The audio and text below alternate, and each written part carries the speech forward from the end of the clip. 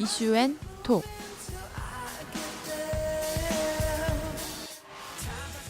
하나의 주제에 대한 깊은 토크를 나눠보는 시간, 이슈앤톡. 동덕인 여러분, 안녕하세요. 이슈앤톡의 박재입니다.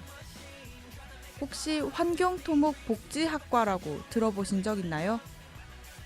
국내 한 대학의 토목환경공학과와 사회복지학과가 통합하여 만들어진 학과인데요. 요즘 학교들은 프라임 코어 산업으로 난리라고 합니다. 프라임 코어 산업과 학과 통폐합, 어떤 연관성이 있는 걸까요?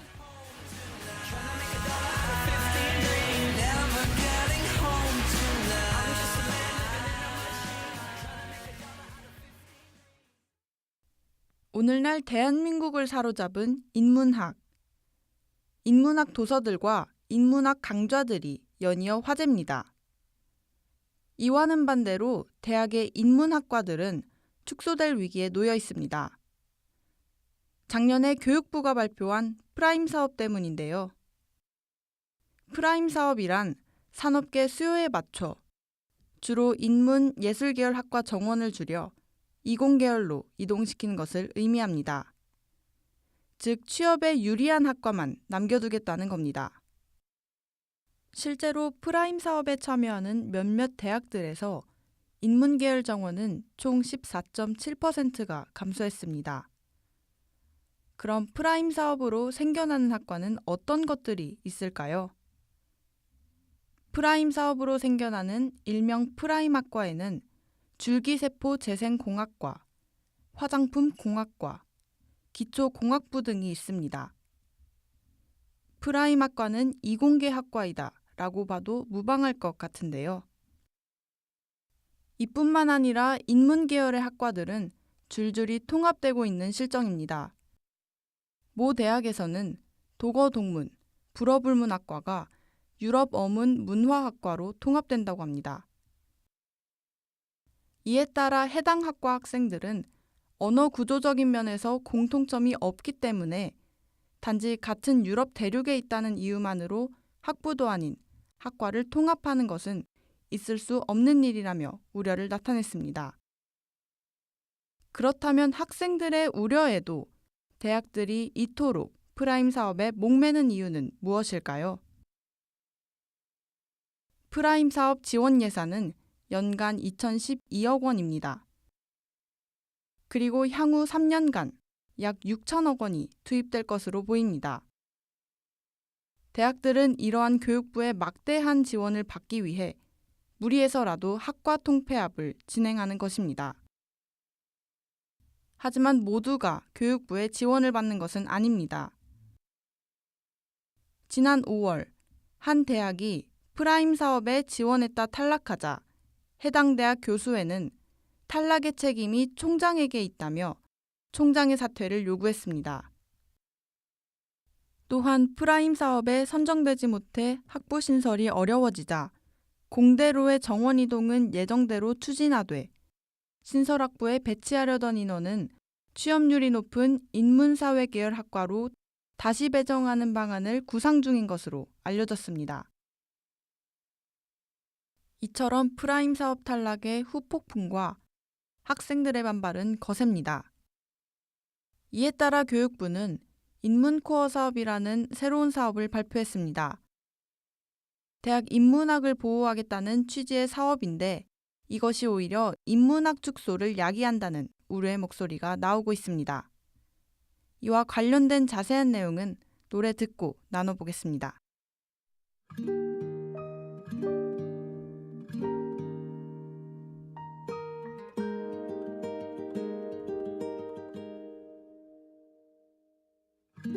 그날 알았지 이럴 줄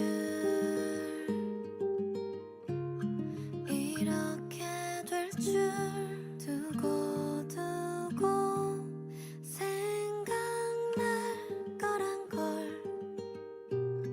바로 알았지. 까만 하늘 귀뚜라미 힘을 주어 잡고 있던 작은 손 너는 조용히 내려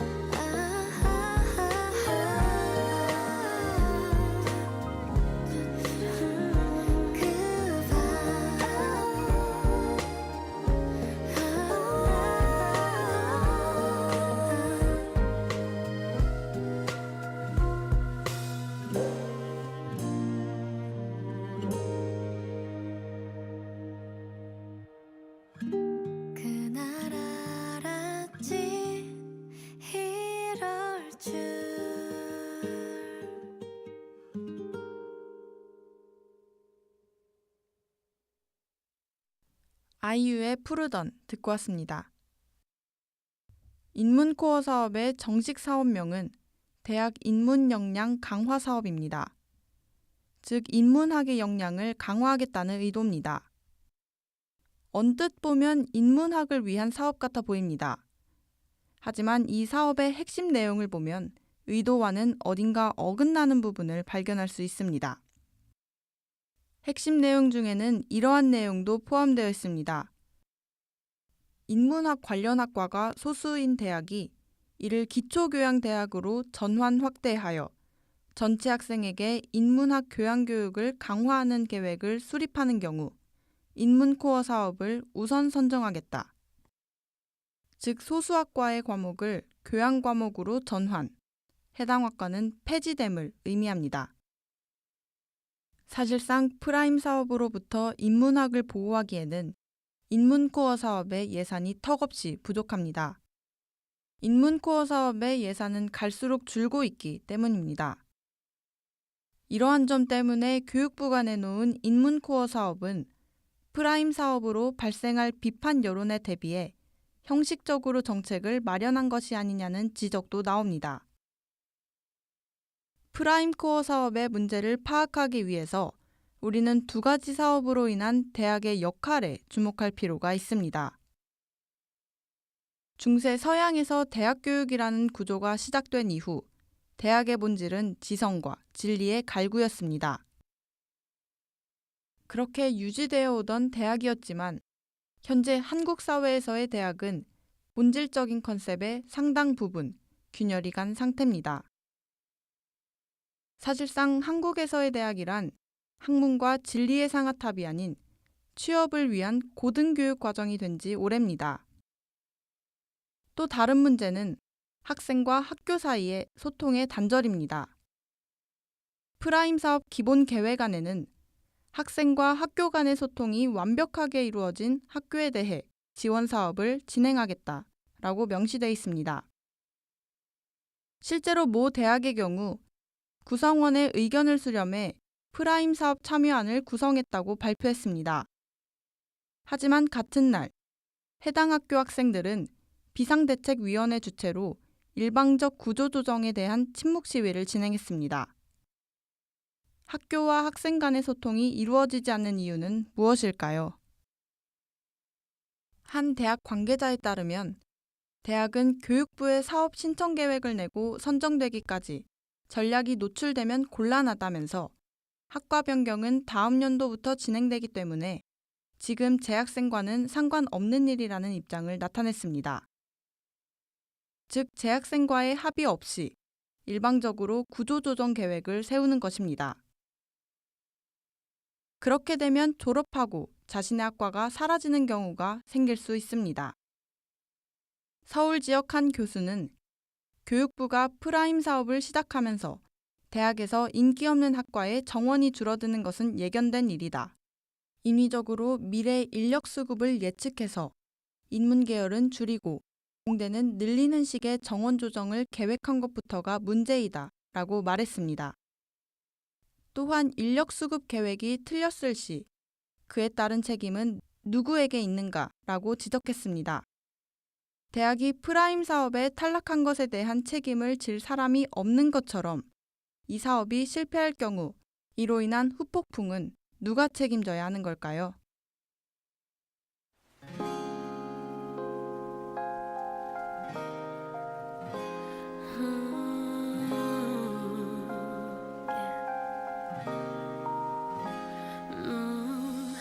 텅 빈 회색 빛거린 참 허전해 쓸쓸한 기분에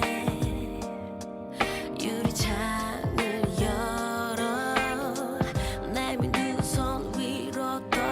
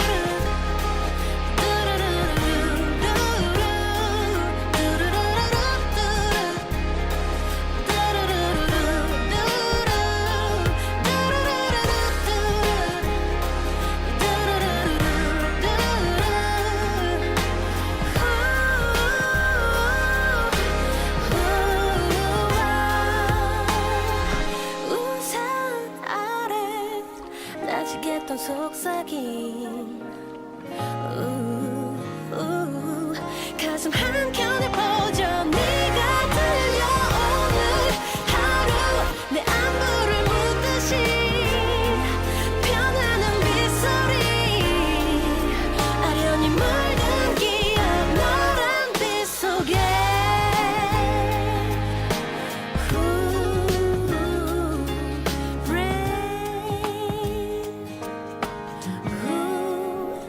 Dreaming in the rain.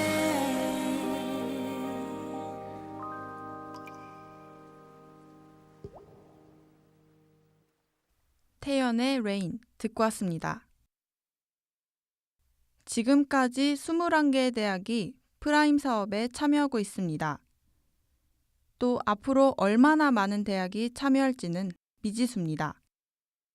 하지만 이대로라면 인문학이 사라지는 것과 대학이 학문과 진리의 상아탑이 아닌 취업의 상아탑이 되는 것은 시간 문제로 보입니다. 뉴질랜드에서는 인성교육을 위해 인문학 교육을 가장 중점으로 삼는다고 합니다. 학생들에게 각 나라의 철학과 시사, 그리고 문화 등을 가르치고 책을 읽게 하는 교육이 학생들의 토론과 고유한 생각을 이끌어낼 수 있기 때문입니다. 물론 나라마다 문화의 차이는 존재합니다. 하지만 인문학은 인간의 사상 및 문화를 대상으로 하는 학문으로서 인간이 자신의 삶을 성찰하고 주체적으로 살아가게 해준다는 것엔 틀림이 없습니다. 그렇기 때문에 단순히 취업에 불리하다는 이유로 인문학을 홀대하는 것은 지나친 경쟁사회가 불러온 하나의 문제가 아닐까 하는 생각이 듭니다.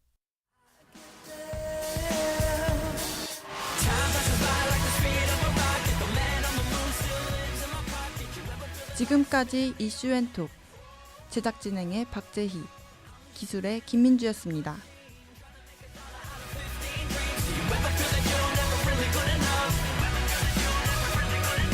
Stuck on a runway, I can't get lifted. Stars in the sky that I just can't find. Never getting home.